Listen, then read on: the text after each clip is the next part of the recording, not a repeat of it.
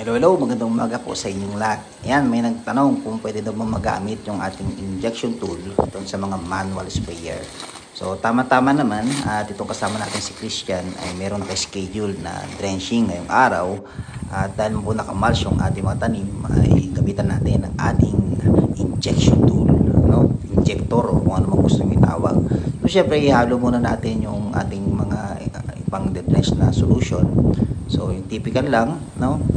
Yung 1620, yung mga hormones, and yung ating IMAS, no? Yan po yung ginagamit natin. So, set up na natin. Lagyan natin yung sa dulo, yung ating jig.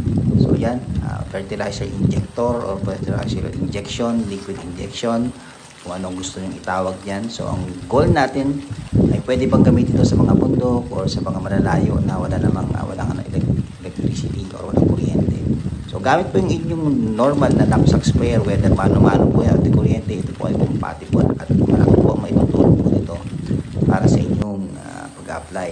So, i-set up natin yung lalim. So, pag maliit pa lang, mga 1 inch ang ilagay nyo sa stopper niya. Kapag habang lumalaki, pwede yung ilalim. Depende po sa level ng root zone ng inyong mga tanim. Okay? So, yan. Then, spray nyo na. So, gamit lang usually. Pwede po yan na punuin nyo muna yung air pressure sa loob. And then, 1 and 2 kung saan po kayo magiging convenient. So, yan po yung ating paggamit ng paborito nating tool so far. Tinutusok lang natin sa mulch, no? Dito na magbutas. And may iwasan yung leak, no? Na mag-spill dun sa leaves yung mga liquid. So, yun lang guys. Thank you. See you again sa next video.